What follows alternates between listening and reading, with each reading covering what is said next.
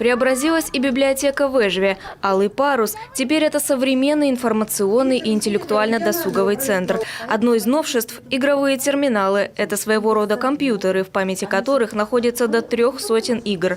На любой вкус и цвет, как говорится. Помимо этого появились десятки настолок, да и книжный фонд пополнить не забыли. Сейчас мы с вами стоим около интерактивной панели.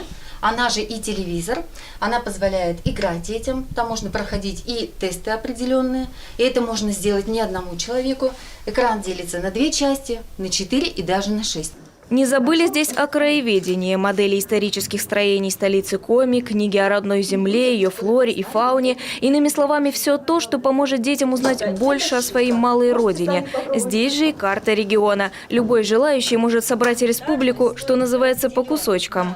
Городские округа и муниципальные районы. Это все снимается, это все магнитное.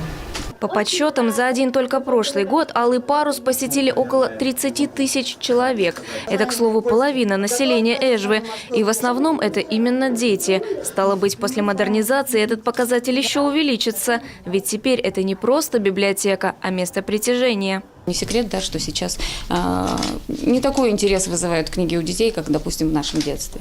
Поэтому посмотрите, как у нас работники библиотеки создают специально такие условия для того, чтобы вовлечь ребенка все равно в процесс чтения.